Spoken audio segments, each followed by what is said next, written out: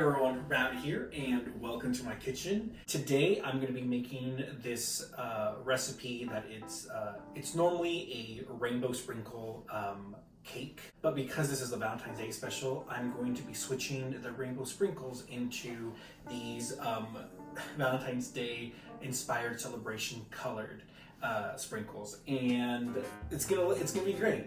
It's what makes it so much fun. When you cut into it, you're gonna see all the colors and stuff. What's amazing about this cake is that it's very versatile. Like for next month, I can do a St. Patrick's and use St. Patrick's Day celebration colors, or even Mardi Gras. And for the July and a fall, it's very what's that word? Versatile, or not versatile. What's the word I'm looking for? It's multi-purpose. No, it's not multi-purpose. It's interchangeable for any season and any true celebration that you want to do. So this recipe, it's not only my favorite, it's also my fiance's. It's my fiance's favorite. It's also his brother's favorite. His family loves it. My family loves it. And I actually get requests to make this cake every time when it's someone's birthday. So I keep saying cake, and I need to apologize. It's not cake, it's bread, but it's technically still cake. It's spongy like a cake, but it's not. It's dense like bread, but it's not. I mean, the recipe calls it bread, and I'm gonna go ahead and call it bread as well. Celebration bread. I think that's what I'm gonna call it. I'm gonna call it celebration bread. I'm renaming it to Celebration Sprinkle Bread. Yeah. It's also gonna have this birthday crumble cake on top. It's crunchy, buttery. It's the sweet part. And everyone loves the crust as well. It's just an amazing topping. My niece and nephew, they just love to eat the top. Yeah, you're gonna love it. So this recipe is from Bake from Scratch. It is one of my favorite books. I'm gonna get all the details and steps. I was doing so well. I'm just gonna put all the details in the description below.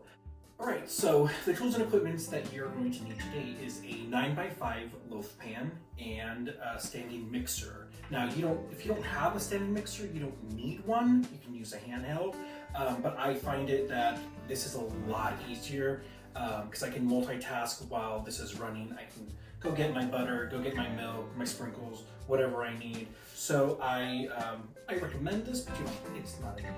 You don't need it. Also, parchment paper and a spatula and some bowls, and I think that's it. So the ingredients will be sugar, butter, 4 full eggs, 1 egg yolk, sprinkles, flour and salt, and of course clear vanilla. So first things first, we're going to go ahead and spray and grease our pans. You can use butter and then flour, but I really do love this spray. Just do a little bit in the bottom, put the parchment paper back, and then spray just a little bit more for good luck.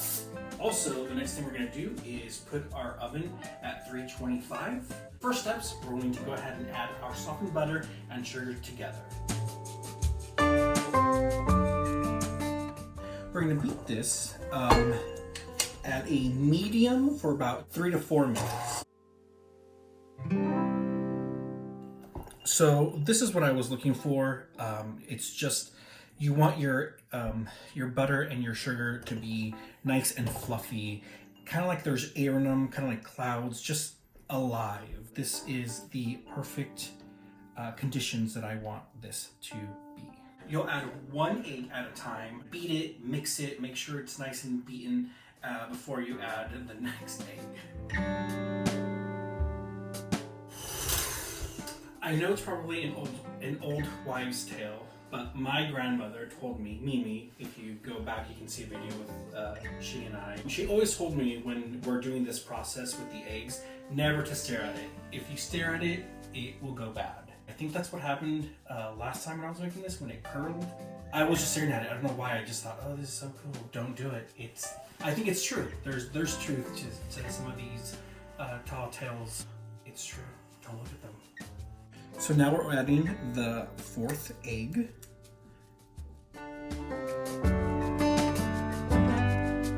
And lastly, just 1 egg yolk. Nice. So next we're going to go ahead and add the clear vanilla, and that is a whole tablespoon. See how clear that was? So I've added my salt into my flour, and right now I'm just whisking it so it can be nicely distributed. Yes. Just like that. So now I'll be adding my flour a little bit at a time because I don't want it, one, to go flying everywhere, and two, to harden too quickly. And you always want to stir it slow because you're going to get that dust powder going everywhere in your kitchen. We're going to go ahead and add a little bit more. Oh, cracky. Flour just goes everywhere.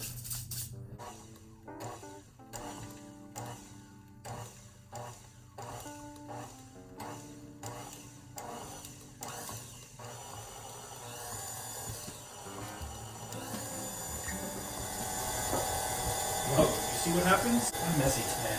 I'm messy today. Oh gosh, look, it's a lot worse when you're doing powdered sugar. That is some fine powder, and if it gets in the back of your throat, you're done. So this is the point where you can make this cake into any cake you want. It can be Valentine's Day, like what I'm doing today. It can be the rainbow, it can be Pride, it can be St. Patrick's, it can be fall, it can be winter, it can be spring, it can be Mardi Gras, it can be Christmas. Now that our batter is fully mixed, it's time to add sprinkles. Now, the recipe does call for it to be 1/3 cup. 1/3? Yes. 1/3 of a cup of sprinkles. After doing this for so many times, I don't feel like that's quite enough sprinkles. I actually kind of measured mine out to be 3/4 of a cup. And sometimes, just depending on the day or the time, I don't feel like that's enough. So then I'll just add some sprinkles, a little bit more sprinkles.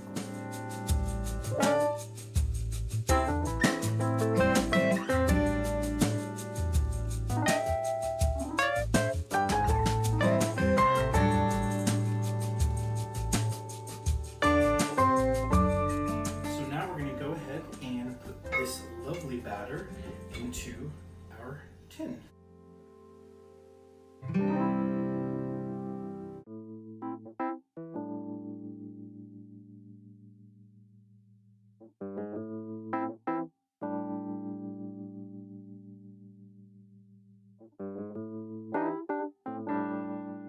Look at those colors. This is going to be so cute. So now I'm just going to smooth it out a bit. Get the corners, make sure it's going to cook right. So now it's time to make the delicious crumble that's going to go on top of your bread. You're going to need sugar, your flour, your cold cubed unsalted butter, your sprinkles, and your clear vanilla extract. I almost forgot, of course, 1/8 teaspoon of salt.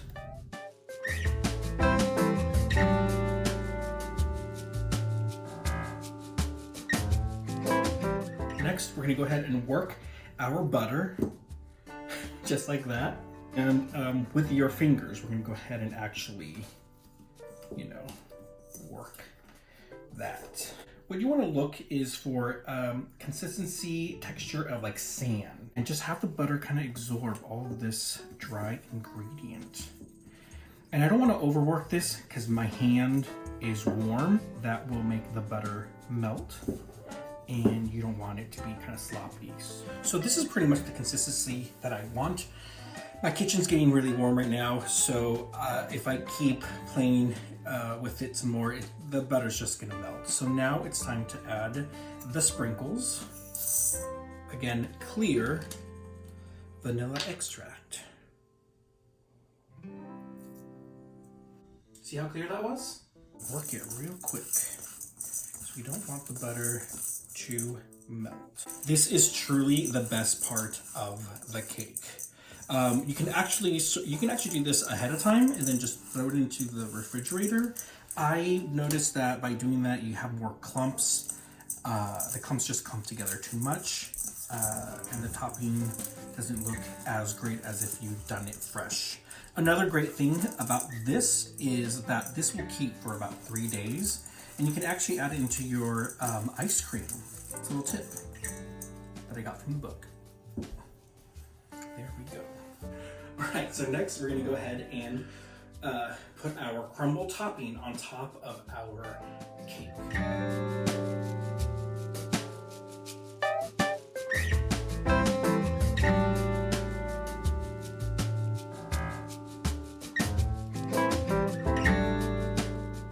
Boom, there you have it.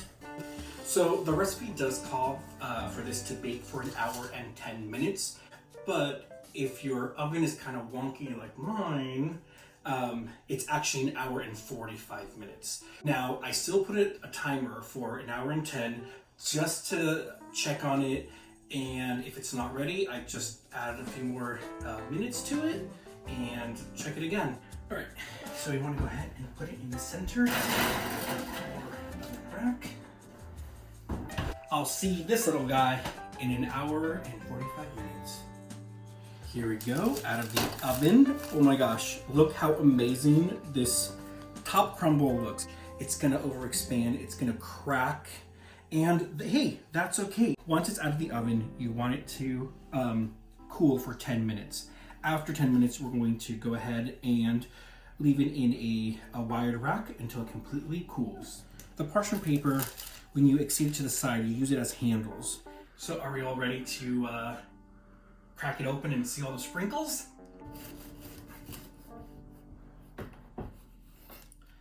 Let's check this guy out. Whoa, look at that! It's even better than I expected. Oh my gosh, look at this. Oh man. The crumble, perfection. Look at that! You can even see some of the heart ones. Oh my gosh, I'm so excited. That's what I was hoping for. Oh, look at that! I am so happy because normally it's an array of just rainbow, different colored. Oh my gosh, let's see. Ah! Look at that. Oh my gosh, look at that. Look, you can see another heart one. This is so amazing.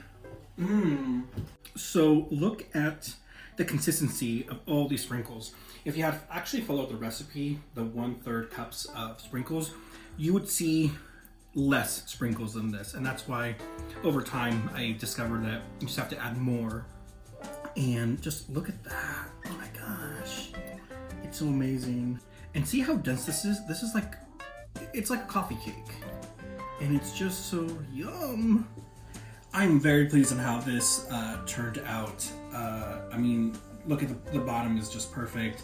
The crumble is delicious. I've been kind of picking at it already. In fashion of Valentine's Day, you know, I added some little hearts, some strawberries, and it's just perfect for you and your boo. So you can dress this up however you want. My fiance actually likes to toast it in the mornings and add some butter to it. I can see some jam on it. You can do a lot of things with this bread sprinkle cake. And now it's the taste test. You gotta do it every episode.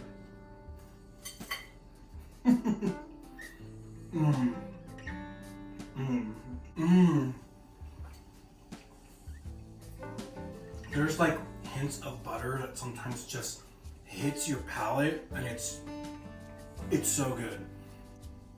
Boy, it's amazing.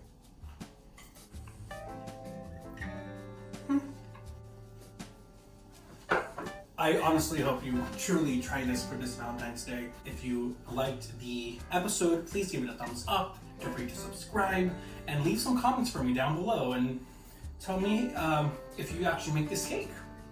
Bread cake, bread thing. I still don't know, it's a mystery. On that note, like, subscribe, comment, and I'll be eating these slices.